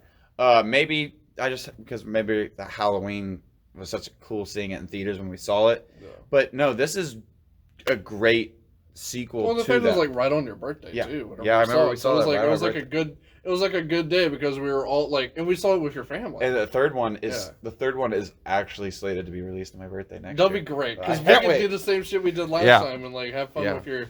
We saw it with your dad, your sister, and like everybody. Yeah. It was like a great thing. It was fun as shit. Yeah. We had like almost a whole row. Yeah, we had a whole row. It was so fucking fun. Yeah. And so that that adds to why I like the first one so much, and it was great seeing just hearing Carpenter back on the big screen again, and he kills. I know we already talked about this. He kills the score with it. He kills the score, and he always is kind of tweaking it and changing it so it's not the same shit. But it's never the same theme. There's always new aspects of the. It's the same like dun dun dun dun, but then like there's like. So this movie, it's so good. I hate that. The those first so movie good. made me smile and really appreciate the franchise, and kind of just made me relive it and love it. Because I always say, like, I think the first movie I ever watched that was rated R and scary was Halloween. And that's my dad showed me this. So that one was like, oh man, this is great watching this. Now this one, like, it was scary and it's spooky and it's gory, but it made me laugh sometimes. Laugh because it's like, I love what I'm watching. Like, it's like he's same like, here. I was having a great time watching this movie. It's a fun movie to watch. It's spooky, whatever, and gory, but it's fun to watch. It's just Michael just going to town. But that's the thing about, like, being like an adult and watching his films, though, right? And like how, like, probably people in the 70s and like in 78 thought it's like, yeah, you're watching a scary movie, but it's like, it's fucking hilarious how, like, shit is just set up. Well, you know, like, whenever kills were happening, I was laughing. Yeah. Because I was like, that's fantastic. Yeah, it's like, no, like, how did they do it? You know, I'm laughing because I'm laughing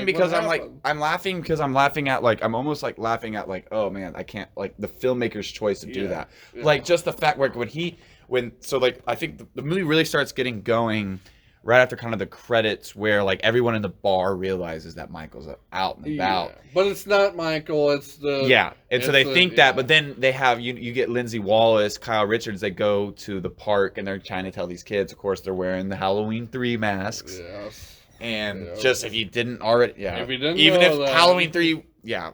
But that's that Halloween 3 is... They didn't have to make a reference to that. They didn't have to nothing make to a do with reference Michael. to that, but regardless of anything, Halloween 3 is the best sequel. Oh, it's great. It's the best. It's very good. It has nothing to do with Michael Myers, but it's the best sequel. Yeah, no, it's very great. And so that scene where Michael really kind of is like, he's got these people trapped in this car, and he does his first little jump over the car like he does in the first one. It's not just that; it's a homage to the first one where what he does to the nurse, and she gets killed finally. Yeah, he finally gets back. He's like, "You got away. You got away. You ain't getting away now." 40, whatever, 70. Which makes me think to, like, myself, does he know that's her? You know, like, he probably doesn't. But it'll be interesting to, like, know, like, if he actually... Like, that's one of the aspects that this movie kind of veers away from, is like, everyone's like, know, like, at the he's not really going after you, Lori. He's like, Lori, he was never really going after you. Yeah. The doctor brought him to your house. Yeah. He's just killing everyone that's in his way. Yeah. You were the one that didn't, so you have conflicted, and then he's like, really, the end of the movie is like, he's going home. And he's fucking evil. He just wants to go home. Yeah, he's going home. But that's the thing I was thinking about. You know, like, does he know, like, who he's killing? Whenever, like, he looked Tommy in the face. It's a good question. I don't. Whenever he looked Tommy in the face, you know, like, whenever, like, you know, that huge bombastic scene happens at the very end. We're not going to get into it completely quite yet, but he looks Tommy in the face. They look each other in the eye. Does he know that's Tommy? It's a good question to ask. It's a good question. I would say no. I would say no. I think he just does it, but Tommy recognizes his eyes. In the spirit of the character, in the spirit of the monster that he is, that's what makes Michael Myers so great to me, is because he has no motive. He's just evil. He's just a walking evil thing, and if you come across his path, you're dead. You're dead. Kind of thing. But maybe for plot wise, I don't know. I don't even think for plot wise. I think he knows who Lori is. Possibly. I think he knows who Lori is. Yeah. I don't know. I don't think he necessarily has a personal vendetta out for anyone. No. I think he might recognize. I don't think he got that this movie made that clear that I don't think he's doing this to go back after anyone. He's just doing what is just natural for this. What he is, just this evil animal. A little kid that wants to go home. Yeah. Yeah, really what that is. And so that scene where he does the little Michael Myers jumping over the car. Yeah. And so goes back to what we were saying, he's out having a field day. It's like he's just like a kid in a candy store. He's a kid in a candy store. People. But this is when, like, it made me laugh, and then I was like, but this is because it's so fucking awesome and great. Where I don't think he kicks the door, and the door just hits the gun, and the girl just shoots herself. Yeah, I'm like, oh my god, I was like, Michael Myers out here delivering kicks. That was like one of my favorite scenes, but like my favorite gore scene was actually him jamming like the knife into like her husband's eye. Yeah, that was so good. Yeah, it was such a good gore scene just in general, because like fuck, no, it happens so fast, right? Mm-hmm. And like just makeup wise and all that shit, it's like, fuck, you know. I'm just like thinking to myself, that's cool. Yeah, no, that's, the gore was great. The gore, it wasn't. Yeah, it was very good. It was tasteful. Quality is well done. I like to think some of it might have been practical for sure. It had to be practical. I think. And so that sequence, goddamn kick scene. Yeah, and he really does do some really nice little fight and shit sometimes in this movie. It's nothing where like Michael Myers is like kung fu master or anything, but in his own Michael Myers way, he's able to just kind of like grab, slice, block, slice, stab. But he's not sitting there, you know, holding up his fist, boxing people. He's like, we're not going to duke up. He's like, but it just all comes natural to him. He's just, you know, and so so when he finally kills that nurse and he kills that couple, and he goes after Lindsay Wallace, and she gets away, and then he just kind of goes on that spree, and he's going home. I don't even think after that there is a spree. The only the only thing that happens after that is he kills he kills Big John and Little John in his house. Which those two characters, fucking great. Like those two characters are funny. You remember him from Mad TV? Yeah. Yeah, Stewie. I don't remember his real name in life, but I was like, oh my god, he's in this movie. Yeah, it was funny. Funny. I'm pretty. And then of course, but this is why I think he's a little bit more aware than we might think, because he does have some creativity where he poses his bodies, because he gets the picture and then puts them. He sees a picture of them posing together, and he does that. So he's a little aware. Yeah, he's aware. And he does the gravestone, and then he does like the jack-o'-lantern stuff with the light, and the one before this. Yeah. So he's aware. He's got a sense of humor. Michael Myers has a sense of humor. He's a sadistic comedian. Yeah. But Big John, do you recognize an actor? He looked very familiar. I would like to say, I know I'm fucking wrong, but I would like to say he's the short man from The Irishman. I would like to say that. I would like to think that that's him. But isn't that also the short guy? Isn't he also in Snatch? Yeah. I don't think it's him. But it reminds me of him. Can I see that whiskey bottle right there? Yeah. But it reminds me of him. It does. They're very similar. Yeah. When I was watching, I was like, he looked familiar. He looked so. I'll look. And so did the old man that he kills at the very beginning. He seems like an old guy, like just an old comedian guy that I've seen back in like the '90s or whatever. Something like that. Which was a cool kill. I liked. He just starts. He's just on his path back to his childhood home. It's like he just naturally gravitates there, and he's just killing everything that he comes across on the way there. And meanwhile, if you go into his house, he has managed to turn the Haddonfield into a goddamn chaos. Yeah, he has managed to turn Haddonfield into basically like you're watching the Salem witch trials. Yeah, that's really what it is. Yeah, and I don't know. I don't want to get too deep about anything in this movie because it is just a slasher, but it is this mob mentality, and so this is a plot we haven't even talked about with this guy. So they say that there was obviously other crazy people on the bus. There was two. Well, that survived. Yeah, two. And so there was another person. The second one's the person that they all think is Michael. There's another loony running around at the same time. But he's not like a murderous loony. No. He's just a mentally ill patient. He's just a mentally ill patient. Yeah. And so he's not killing anyone or anything. He's just kind of running around. He's running around, and he legit a plot point is he goes to the hospital because that's where he knows he can get help. Mm-hmm. And then they all think, "Oh shit, it's Michael." So I didn't know maybe this mob mentality. I don't know how they would maybe approach this, but it's almost like kind of like how the cancel culture is today. Almost. It's like everyone's like, "Oh yeah, no," and they're like, "No, this dude actually didn't do shit." And then, but it's too late. It's too late. He's done. He's done. And so I thought that was maybe a little parallel. But that's all mobs, though. That's all mobs. You can't. It's like with the people that don't believe in the vaccine. Yeah. If we want to get into that shit, and they all they're saying, "Hey, we don't believe in it. You can't fucking get it. Fuck you. Fuck you. Fuck you. Fuck you. Fuck you." Oh yeah, it's just mob mentality, and everyone gets riled up. And so Haddonfield just becomes all these people that remember the murders in 1978 Yeah. and have Well, had they're been also or been they're affected getting by it. calls like, hey, someone's at the hospital. They may or not be alive. Yeah. They may or not be. They don't know be who's alive, who's Yeah. dead, and so they're all going crazy, and it's all kind of just everyone, not figuratively and literally, kind of raising pitchforks and stuff. And we're gonna go hunt them down, and they end up pretty much driving this mentally ill patient dude to into kind of like a corner, into suicide, and he has no choice but to jump outside, jump out of a hospital window and kill himself. And then shows some of the best gore of the movie of him sitting there twitching on the ground and like multiple little pieces. God. That was like the craziest gore I've seen, because you see his brains going out. That was fucking and that movie didn't even, I mean, it didn't need that plot point. It didn't need that plot point, but I think it's important. It ended up while it was happening, I honestly was like, they're giving awfully good amount of screen time to this crazy guy. Like, I don't really care about this character, and there's no reason why I should care. And then what it ends up symbolizing in the whole thing is a little bit bigger than, just time. Yeah, it was a good.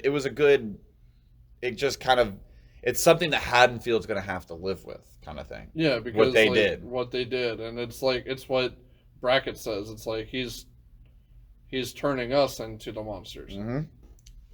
Yeah, they become monsters searching for the monster. Yeah, and which is a trope in literally every single really good horror film. You have the Wolfman, right? Yeah. Where the villagers themselves turn into monsters hunting the Wolfman. Yep. Like, we got to kill him. We got to do whatever you want. Whatever has to happen, he has to die. Yeah. And that's, you're turning yourself into a being that's going to be murdering another person. Yeah. Which is not something you would ever want to do ever. Like, no matter what, you don't want to stoop to a murderer's level.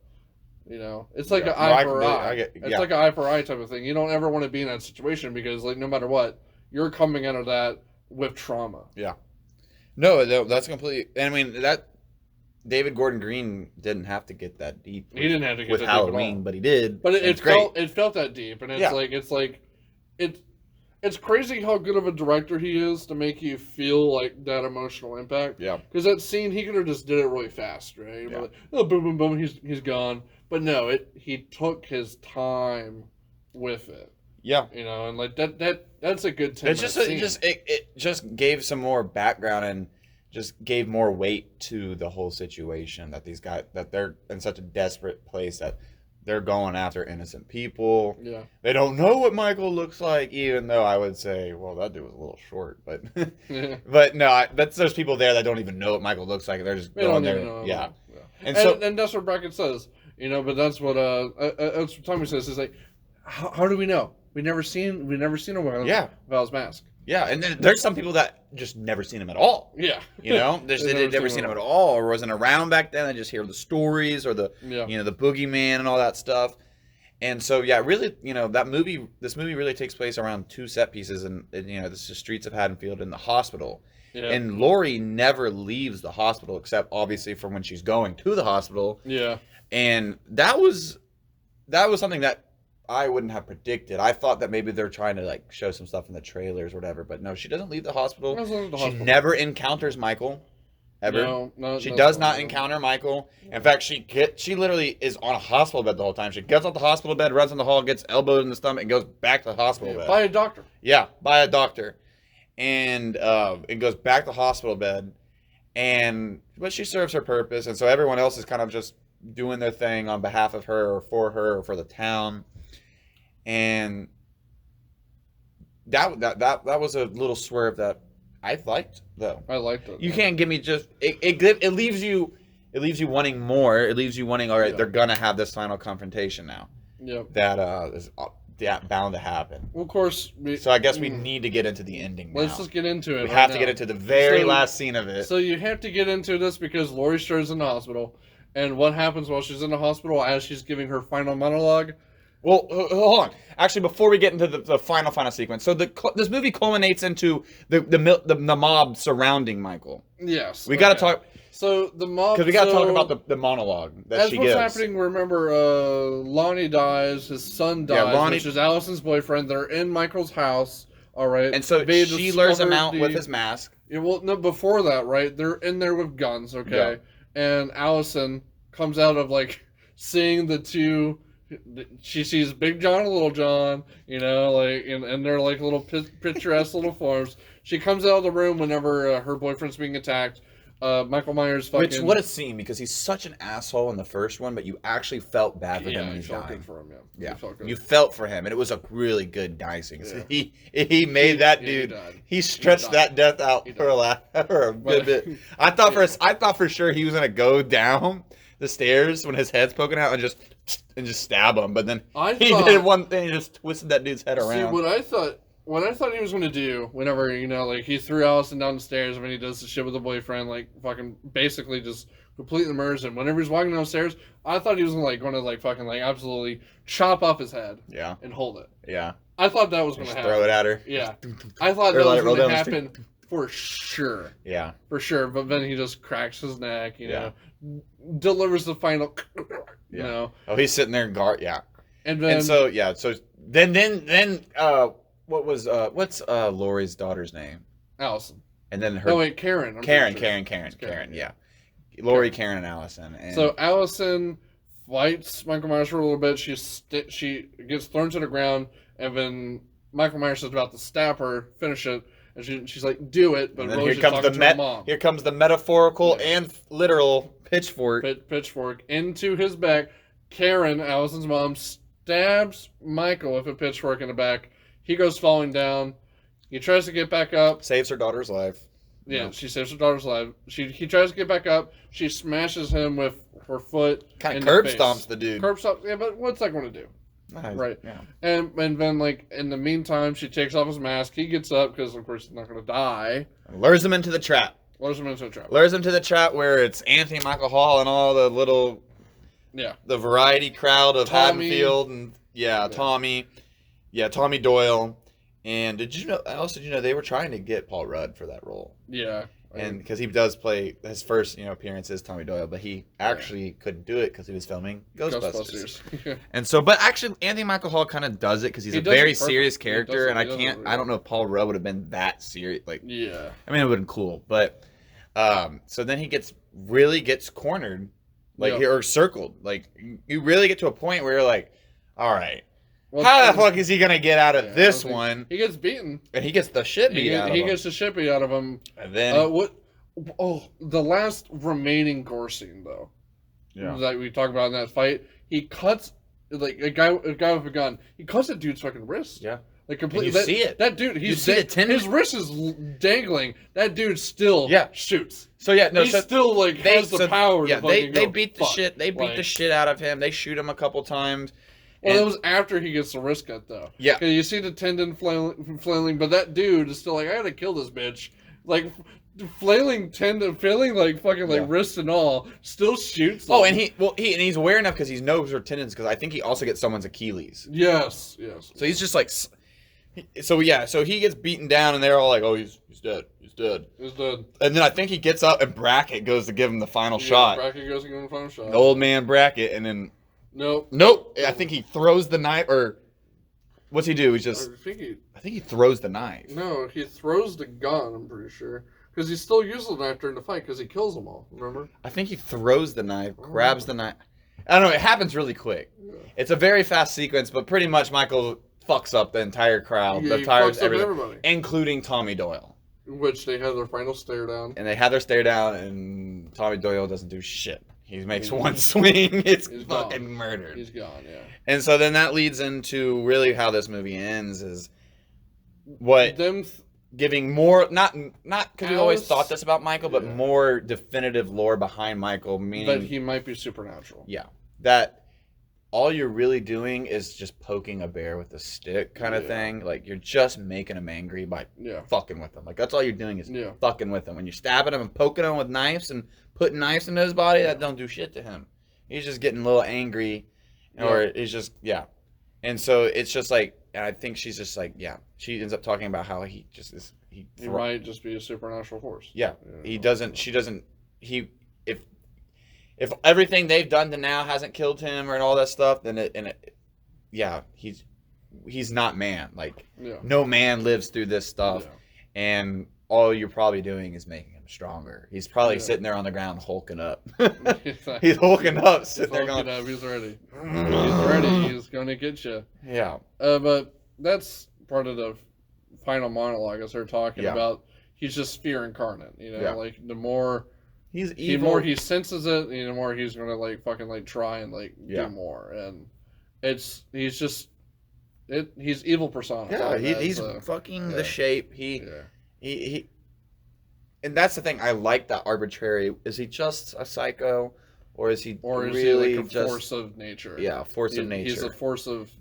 And he really is. I would he's a force classify him of as something for I would sure. classify him as a force of nature, really, because Yeah. it's like nature itself is like, you know, as powerful as Michael Myers. You know, He's like just he's crazy. yeah. He's not a man at this point. And they do give you enough lore that like he was like that from the get go. They say Yeah. that he was like He was a kid like that. All my mom had to make me go hang out with him. He would just stare out the He would window. just stare out the window. Yeah. And so he In his mom's room. yeah, or no, his sister's room, right? No, it was, He kills it his was sister. sister's room. Yeah. Probably. Whichever room.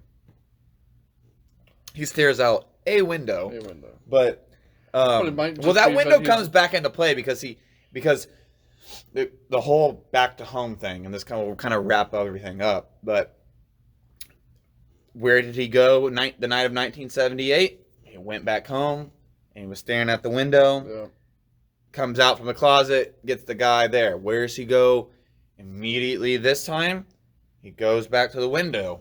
But this time, there was somebody standing out the window, staring out that window that's, you know, his window or whatever in his home. So when he goes and he fucks up Tommy Doyle and gets away, and Jamie Lee Curtis is giving this great monologue about how he hulks up Yeah. as he gets injured more, and that he might be something we cannot explain. We get the final moments of this film, which is Judy Greer's Karen getting destroyed by Michael. getting slashed up and stabbed.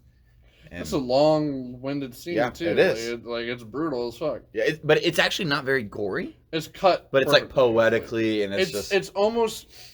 Hear me say it, but it's like the Psycho scene, yeah. which Jamie Jamie Lee Curtis's mom. Did you see what she went to the? Yes, I to did. the That was awesome. yeah. That was awesome. She went Yeah. to the premiere of this movie dressed up like her mom from Psycho. That's great. So it was a very psycho-ish scene, you know, because he had to, you know, it played the music, but not like, you know, it didn't play the, it played the Halloween theme music while she was like getting stabbed in the same type of cuts that she was. You just had this moment, and like you don't really expect it because the movie's winding down.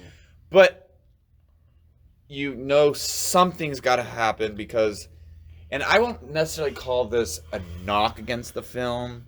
I think you just have to take the film for what it is, and it's a middle parter of a trilogy. It's a middle part of a trilogy. So the movie can't really end so definitively, and it's got to progress. So it ends in a bombastic fight scene with like him fighting all the people that almost tried to kill him, but it ends with a final monologue, then a final kill. Yeah, which is exactly like it's Laurie Strode's daughter. It's like how Nightmare on Elm Street 1 ends, right? Yeah. They think everything's fine, and then the mom gets sucked back into the door. Yeah, and then murdered by Freddy. Like, exactly. Yeah, and you have that in almost every single and you can't horror film. Yeah, you have the final scare. You have to have that final. But this one's like the final scare to hold you over until possibly next year. Yeah, next year, and then but you don't even get to see Laurie Strode's react. Like in this time, she doesn't know it yet. Yeah. She doesn't know it yet, and so Michael. But the thing is, at the end of this movie, Michael has gotten to her baby. Yeah. Michael's gotten to her daughter. Michael has killed her daughter. Yeah. And so now there's legit going to be a fucking fight. Now she's got even more fucking beef with this motherfucker, Michael Myers. She's going, goddamn, if you don't already run my life, now you done killed my daughter. Yeah. And so, and that sets it up very nicely. So I know information and tidbits that have been coming out for the next movie. The movie takes place with a time jump. I think it takes place 3 or 4 years after this movie. That is a confirmed thing. There's a time jump. David Gordon Green even said that they will even deal with COVID in the movie. Oh, that's crazy. Which is, I guess, kind of lame, but whatever. I don't give a shit. I mean, whatever. Obviously, it's not going to be like, oh, yeah, well, he's already wearing a mask. Michael Myers died of COVID. He's already wearing a mask. Yeah, he's... Yeah, Michael Myers is already wearing a mask. He's already wearing a mask. Hey, nothing can kill him. Not even COVID, because the motherfucker's been wearing a mask since 78. He was wearing masks before it was cool. And you know the whole mask thing, but I love the whole line where Laurie's calling other people in the hospital. You're all sheep. You're all sheep just falling. I'm like, oh man, there's so many. But yeah, so now we've got Halloween ends next year. And David Gordon Green, I know I was checking the news before I started recording. He has said that he's come up with a new twist on top of his twist ending. He's got a new little spin to his ending that he didn't have up until like a month ago. He's going to keep on writing. He's going to keep on tweaking until he has to, yeah. And which is fine. Which is perfectly fine. I allow him to do it. Both of the films have been great. Yeah. This dude clearly loves this franchise. This dude clearly is just a good filmmaker because he makes quality shit from Eastbound and Down to all the way to this. It's crazy. And we've talked about, I think even our the inaugural episode of this podcast, we talked about how he's going to get a trilogy of Exorcist films now. Mm-hmm. So the dude's got it going on. Yeah. Speaking of that, just very quickly, nobody added The Heretic, Exorcist 3 to Netflix. Did they? Yeah. That's the one with... That's a good one. With Brad Dourif. Yeah, Brad Dourif. Yeah. Yeah. That's a good one. It's a good one. Yeah, it's a good one. It's that weird one that like... Everyone. Why is the third Exorcist why is good? the third one the good one? Yeah. All of them. Yeah. Just like why is the third Halloween that has nothing to do with like, Michael Myers so good? Why is that so good? Why is it so good? But yeah, so it's just let's just talk about the movie as a total. It's not a perfect movie, but it's exactly what it needed to be. It's fun. Yeah, it is a fun movie. Yeah, it feels like you're just, it's not a road trip, but you're kind of like on this walking trip killing spree with Michael. Yeah. He might be the one that really is he's always the main character of the movie. He's the one that is pushing the plot more than necessarily Laurie. Yeah. That's the one thing I took away from this, and I respect it, is that they really got away from the whole Laurie thing. Yeah, they did. They didn't. They didn't need her. She could have been just in a coma state the whole movie. Yeah. And it would have been the same, really. It would have been a little bit better, probably. It could, yeah. I would have been fine with even Laurie coming out of it at the end and realizing all this stuff that happened. I'm fine with Jamie Lee Curtis laying in this bed the whole time. Yeah. And I'm fine. And I liked her granddaughter kind of being like, I'm gonna be kick-ass. Everyone's trying to be kick-ass. But I like the swerve. I went in thinking Jamie Lee Curtis was the one gonna die, but I kind of like the Karen kill because it's not Laurie, and it gives them both, the daughter and the mother, to some ammunition to really go after. Take a load of these, Michael. Yeah. And well, this is the last you're going to see these. Did you ever think at one point he might would have grabbed a gun in this movie? Like I almost like I don't think he knows. He's a little kid. Yeah. Well, he can drive though. He didn't drive. He drove in 1978. That's so true. It's so okay. So this is, I don't want to like. Didn't he crash the car? Yeah, he does drive. No, that was the bat crazy guy. No, but doesn't he crash the car in the 1978 one?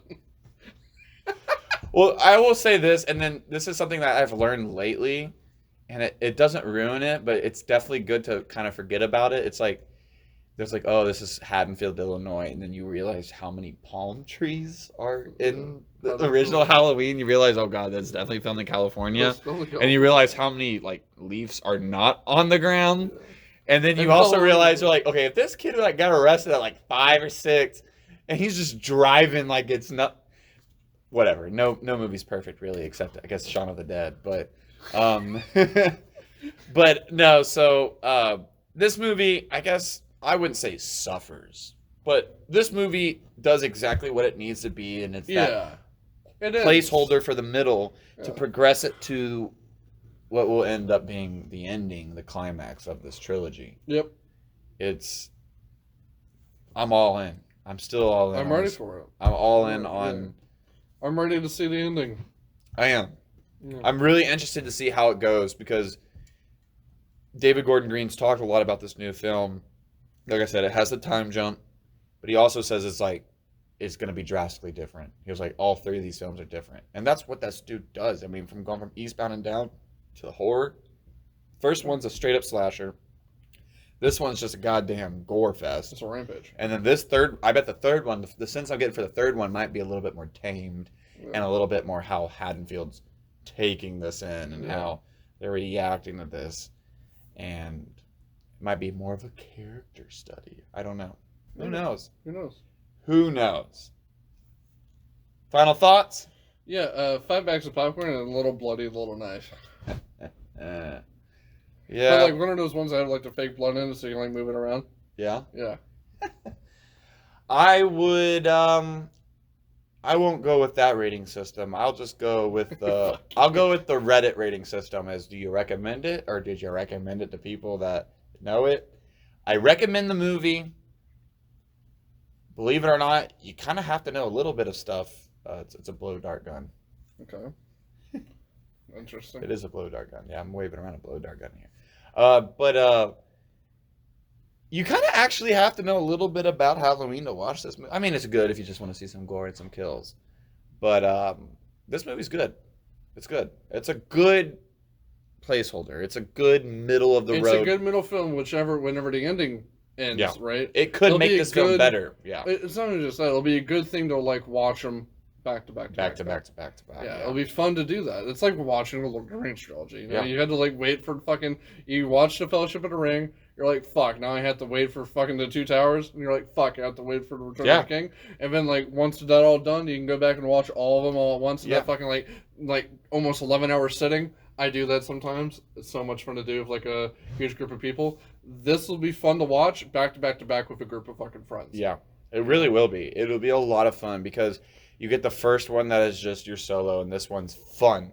No. It's fun. It's like it's almost the most high volume. outside of Busta Rhymes going kung fu on him in Resurrection.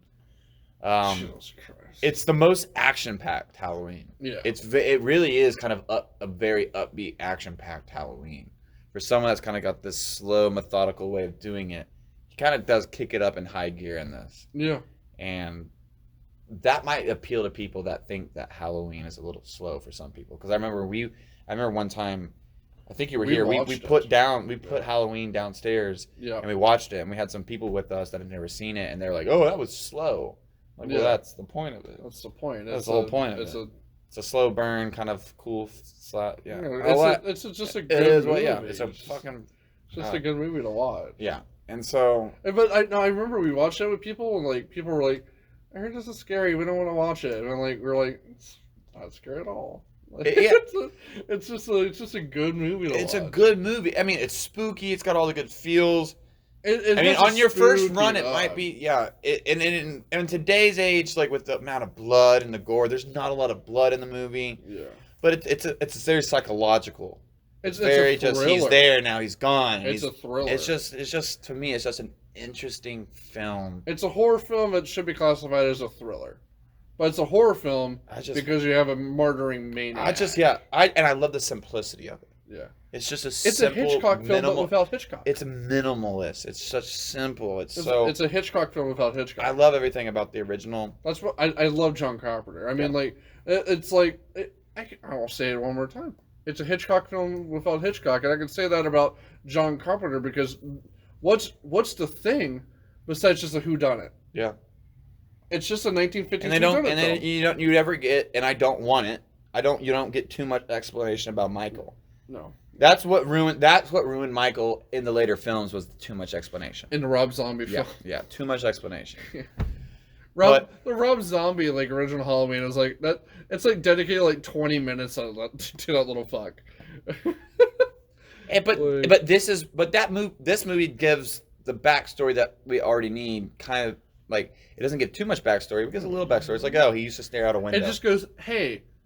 He was a weird kid. Well, when it introduces characters too, it's like, hey, that was Lonnie. Oh, hey, that's Tommy. It doesn't go like, it doesn't show flashbacks of them. Yeah, and even in the backstory, the more lore it kind of fleshes out Michael just a tad more. But it's like, what, did you go pick butterfly wings off of bugs with him? Like, did you pick the wings off bugs with him? Or he stared out the window? Like, all you get it was like, he was weird. He was a little awkward little kid. He still is. And I think that's when you lose people, or you lose me, is when you try to explain it too much. Yeah, which we don't. Yeah. So, overall, Halloween Kills rocked, man. It was a good fucking... Rocked.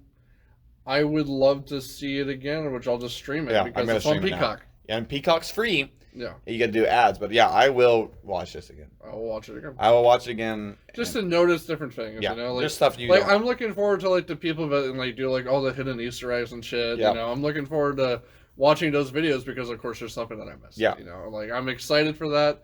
And as a longtime fan of the Halloween franchise, me and you both, that's exciting to go back and watch. I'm just very happy to see one of my favorite horror franchise get the respect it's getting right now. It deserves. I hope that this carries on to The Exorcist necessarily, but I would love to see a Friday the 13th movie like this.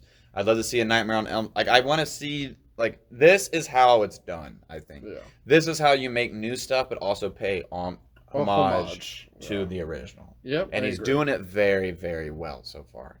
I agree. And I think he's got a good idea, or I hope he's got a good idea, and I think he's gonna wrap it up with a nice bloody bow at the end.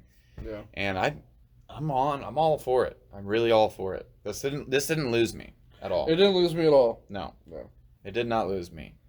And I hope we didn't lose you as we were talking. And this long. Yeah, this was a long one. This was a long one. Yeah, last week's was like an hour. We're at an hour 45, so we're back. Yeah. We're back to where we were at the first episode. So yeah, well, that's all we got to say. Halloween Kills. Go watch it. Watch the other Halloweens before it. It only makes it better. Watch Halloween, directed by John Carpenter, 1978, and then watch Halloween 2018, and then watch this. Then watch this on Peacock. Yeah. You don't need to go see it in the theaters. We did it because, well, we like spending money on going to see things in theaters. And I want to hear that John Carpenter theme. Vibrate in the theater. Vibrate in the theater. I want to hear the synthesizer. You hear the bong. You know, like you hear you feel the rumbling in your seats and shit. Yeah, it's nice. I mean, I love the theater we have downstairs, but these movies were made to see in like a big theater. Yeah. So yeah, and there's gonna be people that don't have that theater at their home. So I can't imagine watching this on your phone. Like that doesn't. No. Aaron would. Aaron will. Aaron will. Yeah. Aaron watches. Not to go on a whole tangent before we close the show, but Aaron. I always say, like, people go. Our friend Aaron, who watched it with us, watches bootlegs. He watches bootlegs. He has no problem watching someone else record it. And I'm like, dear God. Yeah, it's crazy. And so whatever. So yeah, that dude doesn't care about the cinema experience at all. But here at Zero Drunk 30, we do. We love the cinema experience. I love it all. Yeah. So yeah, a year from now, we will be talking about Halloween Ends. We will indeed. Alrighty. It's getting late here in Houston, Texas. It's what? God, it's late. All right. Yes. We had to do it, though. We got to do it right Actually, what time is it, please? It is 1:20 in the morning. I got to drive. Yeah, it's 1:20 in the morning. I got to drive home, man. 1:20 in the morning. We started this at, so we probably should wrap it up. Yeah, we're done. All right. We're outie.